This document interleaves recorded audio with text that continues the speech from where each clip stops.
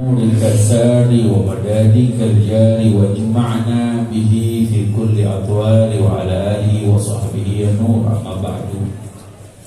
Segala puji dan syukur kita panjatkan kehadirat Allah Jalla Jalaluh.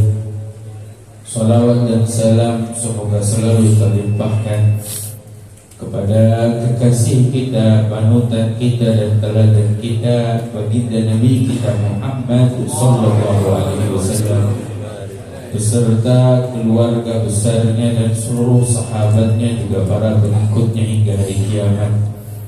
Yang kita hormati, kita muliakan para alim ulama, para asatidzah, para sepuh, para tokoh masyarakat, segenap pengurus Masjid Asy-Syahid, dan juga hadir bersama guru kita Kiai Haji Abdul Raji Marjan, Kiai Haji Sahraji, Kiai Haji Zainuddin Ilyas, Kiai Haji Ahmad Nasimi. Sallallahu alaihi wasallam, terletaknya keberkahan. Mudah-mudahan kita semua yang hadir diberi keberkahan oleh Allah. Kalau ada di antara kita yang hadir sedang kurang sehat, Allah beri kesembuhan, keafiatan. Ada yang sempit, Allah luaskan rezekinya. Amin. Ada yang memiliki masalah, Allah beri jalan keluar dari setiap masalah. Amin. Barakah perkumpulan yang indah, barakah perkumpulan yang mulia ini. Amin. Allahumma amin. Amin. Alhamdulillah, kita bersyukur Allah berikan kita anugerah kesempatan di mana kita bisa duduk bersama-sama menunaikan kewajiban salat subuh berjamaah dan duduk berzikir kepada Allah, bersolawat kepada kekasih Allah Rasulullah Nabi kita Muhammad SAW. Ini merupakan anugerah yang indah yang nanti di hari kiamat akan diiringkan oleh banyak orang. Perkumpulan seperti ini akan dicemburui oleh banyak orang. Kita dipilih oleh Allah Ta'ala. Mudah-mudahan Allah selalu memberikan kenikmatan ini untuk kita. Amin. Diberikan kita semua keistiqomahan. Dan kita minta pada Allah, bukan hanya kita, ya Rabb, mudah-mudahan istri kita, anak kita semua mendapatkan kenikmatan yang seperti ini. Amin. Sebab kita perlu membawa bersama keluarga kita. Seperti pagi hari ini Sahibul Bait mengadakan akikah untuk putranya, di mana ini adalah salah satu hak anak, hak keluarga yang kita perlu penuhi. Sama ketika kita mengaji, kita duduk di majelis ilmu, ajak keluarga kita ikut ngaji, ajak istri kita ikut ngaji, ajak anak-anak kita ikut ngaji, supaya insya Allah keberkahannya merata. Ya mohon maaf, kita kalau naik motor cuma kita doang pakai helm, istri kita gak dipakai helm, anak kita gak dipakai helm, kalau jatuh pada bocor kepalanya, jatuh pada bocor. Tapi kalau semuanya dipakein helm, kan insya Allah dijaga sama Allah. Paling gak kita sudah berusaha, berikhtiar, dan Allah tahu setiap usaha kita, setiap ikhtiar kita. Karena mohon maaf hadirin hadirat, perkumpulan seperti ini, majelis seperti ini udah benteng terakhir buat kita umat Nabi Muhammad. Di akhir zaman, di banyaknya fitnah, di banyaknya kemajuan, kemodernan yang mana merusak anak-anak kita, keluarga kita tanpa kita sadari. Kalau dulu mah anak-anak kita bandel keluar. Sekarang di dalam rumah bisa bandel. Gimana caranya? Nih, gak jauh-jauh dari telekomunikasi yang kita punya. Sekarang hampir semua anak-anak kita punya yang namanya handphone. Mana mereka semua dalam hidupnya, Masya Allah. Kadang-kadang kita ngeliat bocah duduk khusyuk, kira lagi doain bapaknya, enggak, dimainin game. Kira malah lagi doa gitu buat orang tuanya. Gak taunya malah asyik dengan handphonenya. Makanya saya punya guru, Habib Umar pernah mengatakan, handphone yang kita punya nih, kalau kita gunain buat kebaikan, insya Allah jadi baik. Amin.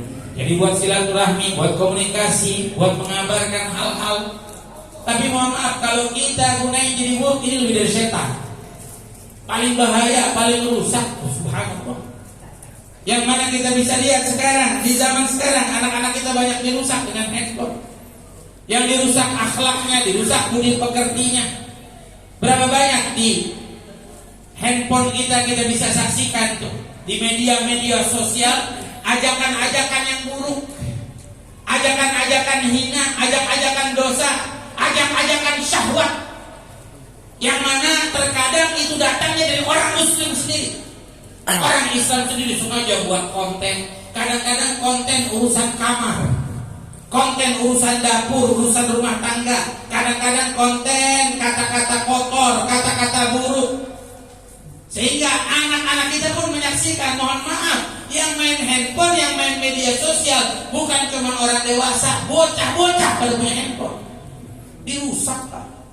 Dirusak Bu. Mohon maaf, kalau bisa ini anak-anak kita kalau belum balik mah, kalau bisa, kalau belum imannya kuat, kalau perlu jangan dibeliin handphone. Kalau perlu mah jangan dibeliin handphone dah. Imannya belum kuat, jangan dikasih dulu. Sebab apa? Habis rusak mereka. Karena memang kita bisa saksikan yang namanya handphone dituntun anak kita. Bukan cuma anak kita juga kadang-kadang yang tua dituntun namanya handphone. Dituntun pada hal-hal yang buruk pada dia. Ya kalau dituntun pada hal-hal yang baik sih khair. Kalau dituntun pada hal-hal yang menjadikan kita bisa taat ibadah ya baik. Tapi kalau dituntunnya buat maksiat luar biasa. Sekarang apa yang enggak ini handphone? Saya lagi perhatiin, gak tahu cuma saya doang, apa semua jamaah juga perhatiin. Perhatiin dah, kita kalau ngomong sesuatu pasti timbul di handphone kita. Yang punya media sosial, buka YouTube, pengen dengerin ceramah, dia pengen dengerin ceramah. Tapi dia coba ngomong sama temannya sesuatu pengen apa, pasti nimbul di handphone kita. Saya udah perhatiin. Dari kapan? Dari beberapa waktu yang lalu, saya lagi ngobrol sama teman saya bulan puasa Ramadan. Lagi ngobrol dengan saya. Ini enak buka puasa pakai sirup ini enak, saya bilang, sebutin namanya. Subhanallah, gak lama tuh saya buka. Pas mau buka YouTube isinya iklan sirup. Lah dia tahu tuh handphone. Kita mau sirup dia tahu. Berapa waktu yang lalu begitu juga. Saya ngomong sama teman saya pengen beli tas apa yang bagus ya. Itu pas buka Instagram isinya iklan tas. Kok dia bisa tahu? Kok dia bisa paham? Emang sih ada speakernya di sini ya. Dia denger tuh. Bukan hanya itu loh. Saya kemarin nih 2 minggu yang lalu duduk sama teman saya ngobrol. Saya bilang ada minyak wangi enak, saya bilang. Namanya ini, mereknya ini, keluarannya ini, enak banget wanginya. Itu ngobrol belum nyampe mungkin sejam. Duduk saya pas buka Instagram isinya merek minyak wangi yang saya sebutin. Kok dia bisa tahu? Kasyaf nih handphone jangan. Dia bisa tahu isi hati kita. Ya mohon maaf, didorong, kita tuh didorong, disuruh ngikutin ini. Bukan dia yang ngikutin kita yang ngikutin ini. Berapa banyak orang yang habis waktunya sama handphone? Yang mau tidur, sampai handphone agak bisa dilepas di sampingnya tidur. Kadang-kadang sampai nempel di kupingnya agak dilepas. Ada lagi sebagian orang yang baru bangun yang mencari handphone. Lah keluarganya gak dicari. Handphone mana handphone? Nah kadang-kadang kalau pakai kacamatanya nggak dicari, handphone dulu mana handphone begitu. Ini mohon maaf kita diajak bro, itu arahin benar. Sampai yang mohon maaf yang khawatir, mudah-mudahan ini jadi nasihat buat kita. Yang dikhawatirinnya anak-anak kita sampai jatuh dalam hal-hal yang buruk. Sebab saya udah ingetin, seringkali kita ini kadang-kadang kalau lagi nggak punya uang, kita ngeluh sama orang, kita ngomong. Subhanallah, coba dah perhatiin. Pasti deh tuh timbul iklan-iklan. Buka YouTube iseng, timbul iklannya. Pinjam aku, pinjam kami. Ada aja anak kita disuruh utang online tuh, pinjol namanya. Yang sampai apa? Yang sampai orang-orang utang nggak mampu bayar, nggak bisa bayar. Itu bunganya terus bertambah, sampai nyusruk itu bocah kita. Sampai ada orang yang utangnya puluhan juta cuma gara-gara pinjaman online. Sampai ada yang utang 1 juta gantinya harus 10 juta. Ini kalau kita nggak sampein rusak anak-anak kita. Dan emang bener. Coba aja cek ngobrol dah. Pengen pinjam duitnya sama siapa ya? Buka habis itu YouTube, pasti iklannya pinjaman duit. Pasti iklannya pinjam aku, pinjam kami, didorong. Wah yang lebih bahaya lagi nih yang sekarang, yang hampir banyak orang-orang jatuh kehidupannya sebab handphonenya main judi slot. Sampai anak-anak muda, nggak anak-anak muda aja, bapak-bapak tukang es, iseng-iseng sambil jualan es main judi slot. Dan itu kan, kalau nggak hancur, sampai ada orang ngeluh, Bib, ada teman saya main judi slot, utang sampai 10 juta. Ada yang sampai 20 juta, ada yang sampai 100 juta, ada yang sampai 120 juta. Itu dirusak anak-anak itu.